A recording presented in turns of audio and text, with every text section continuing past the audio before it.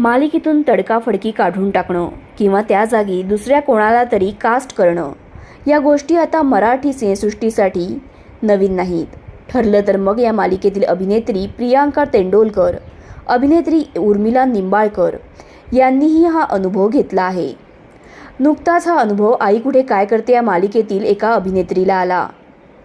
या अभिनेत्रीने हा धक्कादायक अनुभव आपल्या चाहत्यांसोबत एका मुलाखतीत शेअर केला आहे.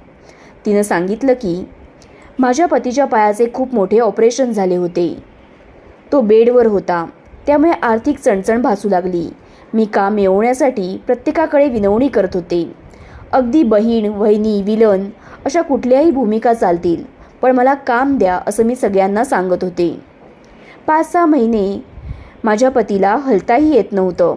त्या दरम्यान एका मोठ्या चॅनलच्या मालिकेसाठी मला ऑडिशन देण्याची संधी मिळाली. ती मालिका आता संपत आली आहे. या मालिकेसाठी माझं सिलेक्शन देखील झालं होतं, पण आदल्या दिवशी या मालिकेतून मला काढून टाकण्यात आलं असं कळवण्यात आलं. माझ्या जागी अचानक दुसऱ्या एका अभिनेत्रीला ही संधी देण्यात आली होती. हा धक्का मला मुळीच सहन झाला नाही. मालिकेतून काढून टाकलं, घरखर्च कसा भागवू, त्यावेळी मला कामही मिळत नाही म्हणून मी खूप खचले होते. मी कोणासमोर रडूही शकत नव्हते. पण मी ज्या मालिकेसाठी ऑडिशन दिली होती ती मालिका आता वर्षभरातच बंद होतीये. मला त्या अभिनेत्रीबद्दल काहीच वाईट म्हणायचं नाही. तिने तिच्या टॅलेंटवर ही मालिका मिळवली होती.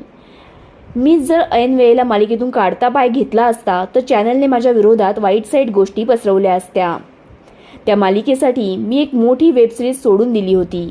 त्यात माझं खूप मोठं नुकसान झालं होतं असं म्हणत अक्षयाने तिच्या कठीण काळातला अनुभव शेअर केला आहे.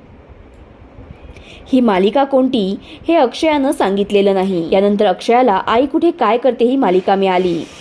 या मालिकेत तिनं मायाचं पात्र साकारलं होतं.